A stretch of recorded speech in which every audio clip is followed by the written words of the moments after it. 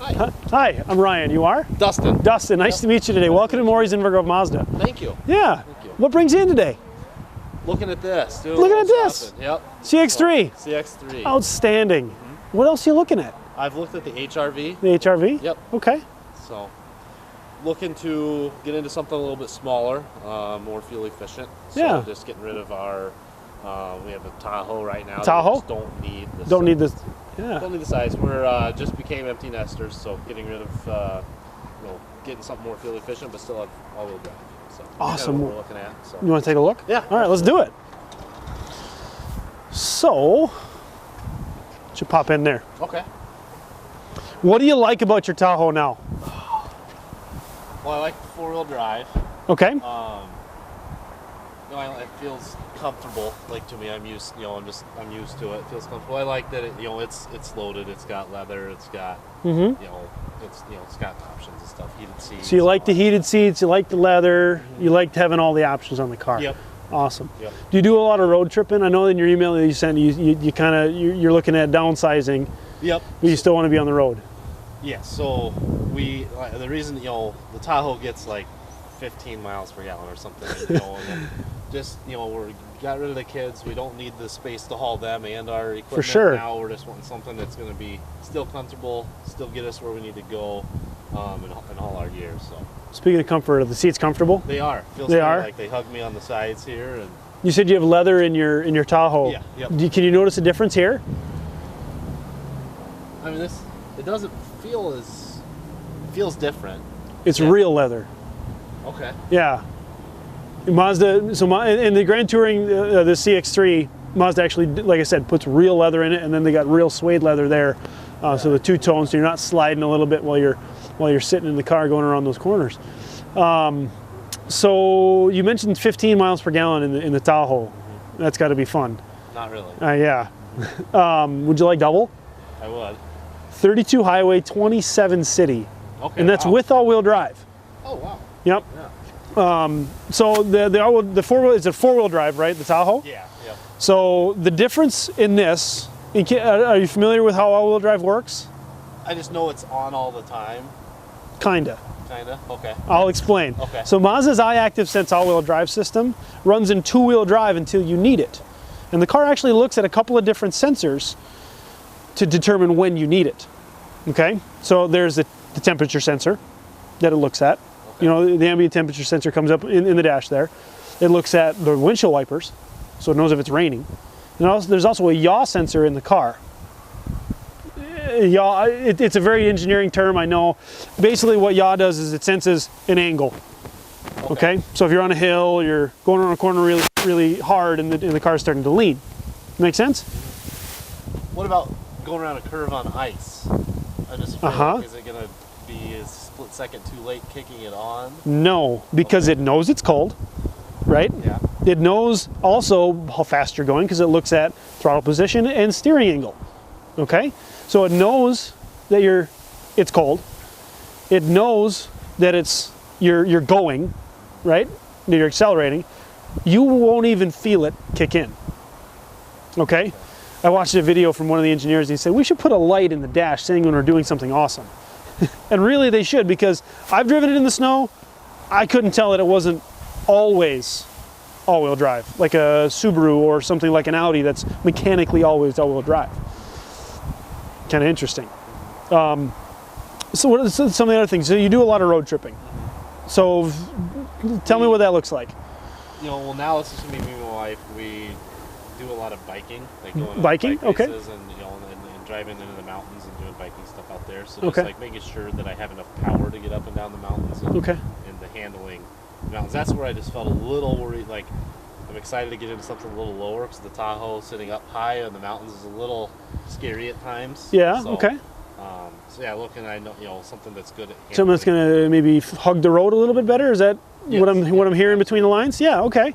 So and you're exactly right. That iActive Sense all-wheel drive system will do that, and also the suspension in the car is going to be much more responsive in the corners. Okay. Have you driven in? You said you looked at the HRV. Did you drive it? Yep.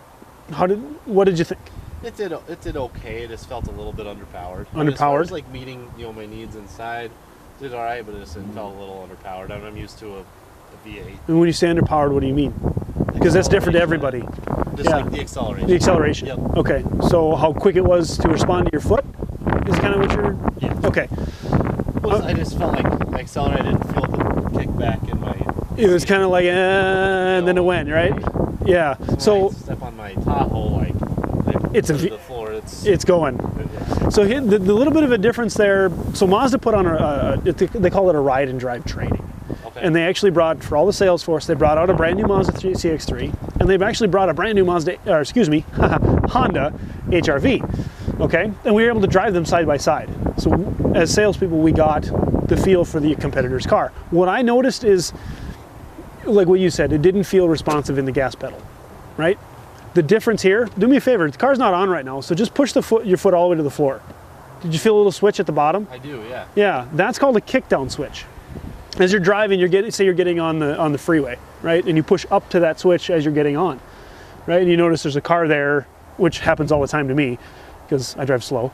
But so there's a car coming, you got to get past them. You can push past that switch, and it's going to downshift to the lowest possible gear, and it's going to get you that oomph, like you were saying, from your V8. Now, a 2-liter 4-cylinder, 155 horsepower, it's not a V8. But then again, it doesn't weigh what a Tahoe weighs, so you're definitely gonna have more response there. Yeah. There's also a sport button there on the shifter that's gonna allow you to have more responsive feel from the transmission while you're driving. It doesn't affect things like the suspension, the steering. Things are complicated like that. It's just nice and simple. Just changes the way the transmission acts. And then another thing is just like I felt nice and safe in my Tahoe. It was big. Yeah. And getting older, I just don't know if like my reactions are slowing down. So it's like safety features. So I just feel a lot smaller than here. So just I get it. So safety. So a couple of things we can talk about. We can talk about blind spot monitoring. Okay. We can talk about lane departure warning. We can talk about radar guided cruise control. We can talk about smart city brake support and smart brake support. Okay. I mean, I just threw a lot of things at you. I know that. So we'll start with the easy ones. Blind spot monitoring. I'm going to close the door, okay? So right here in the mirror, you see there's a little dark spot right there? So from the pillar here, 7 feet out and 21 feet back, the car will see something at least the size of a motorcycle and greater, all right? That light will light up. If you turn your blinker on when the light's on, it's going to give you a tone, a little beep sound, all right? If your blinker is on and someone moves into that, the light will come on and give you the same tone. Okay. Why don't I come in the other side here? Okay. I'll be right there.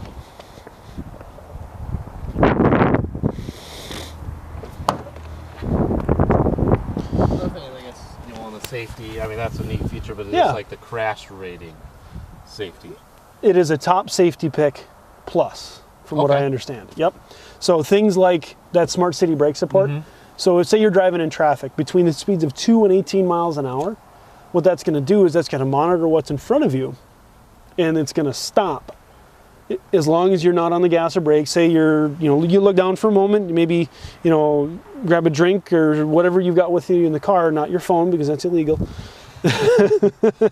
And so, like I said, you don't have any interaction on either of the pedals. It is going to stop you. Okay, we've tried it here at the store and it works. We put up a cardboard box, but it works. Mazda also says if the differential is less than 9 miles an hour, so say you're doing less than 10, and the car and whatever's in front of you is stopped, this will avoid it. There's a 90% chance that you will not hit it, and we did it. We proved it here. It was really fun actually. Car stops really hard. I know you mentioned heated seats. The controls are right here for the heated seats. Okay.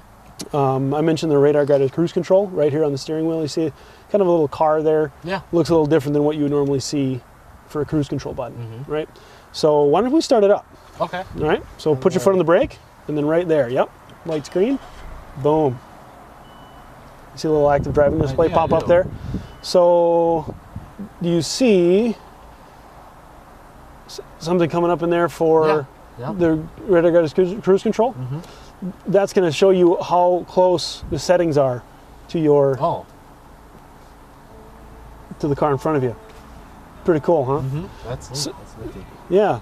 So say you're getting on the freeway and there's somebody come along and, you know, they're getting on, right? And you're set at 65 miles an hour within the confines of the law, obviously.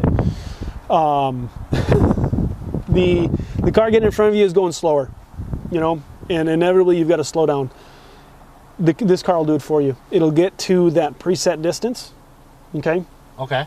And then hold that. If the car accelerates, sorry, go ahead. So automatically it'll slow down. I don't have to adjust. You don't have to touch down. Nothing. It'll do it for you. Pretty cool. Yeah.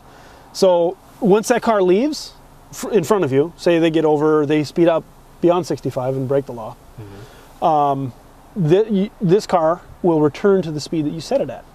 Okay. Okay. What are these paddles here? The paddles? Yeah. So they're actually called paddle shifters. So remember we were talking about not having enough power to pass maybe? What you can do is, say we're in drive, you don't even need to shift it over into manual mode. You see the little M right there? Yep. So foot on the brake? Yep. Awesome. So we put it in drive, we slide it over, and it should come up right over here. It says M1. Yep. You see how it's changing when you're touching the buttons there? Yeah. M2. It's not going to go past there because we're not moving. The car shouldn't start more than second. But say we're in drive. Now touch that button again on the yep. See, Okay. yep. See how it's changing in there? Yep. Yeah. So you don't necessarily have to put in there.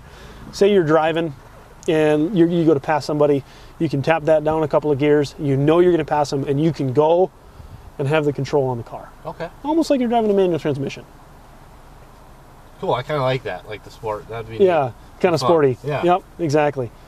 What are some of the other things that you liked about the HRV or you like about your Tahoe that you maybe wouldn't want to give up?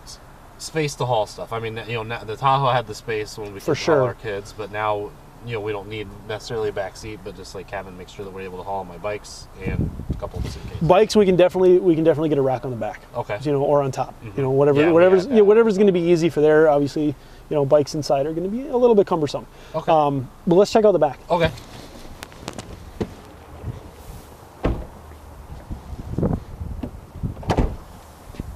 All right. So the back of the CX-3. Do you ever carry like jumper cables or blankets or anything like that? Yeah, always have an emergency safety kit. Boom. Oh, nice cool. and hidden. Right You don't have to be staring at them. You don't have to be, you know, moving them around trying to get stuff in and out, right? We're just going to move these out of the way for the moment. And this actually comes all the way out. Nice and easy. We're going to get that out of the way for the moment as well. Take a look here.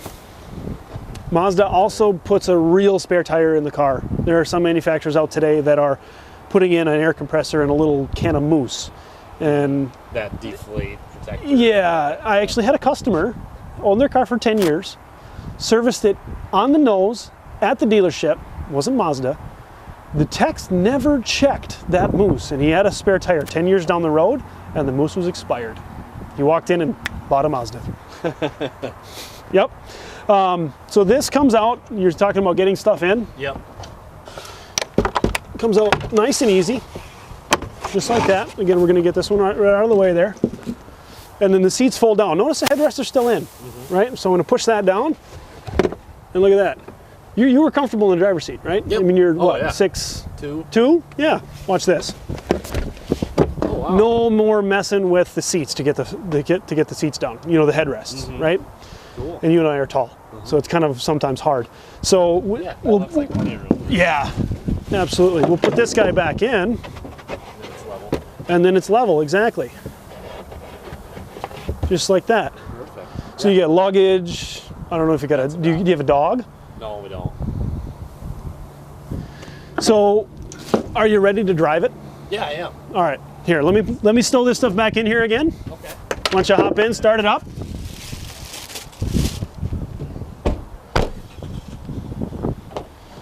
All right. Put seatbelts on. So what we're going to do on the Mazda test drive, we're going to go over basically all sorts of road surfaces that you could encounter. We're going to go over some on-ramps, some off-ramps, some clover leaves, Okay. some country road, bumpy road, and some highway, and then we'll find our way back after I got a nice track laid out. So Sounds good. Are you ready? I'm ready. All right, let's do it. All right.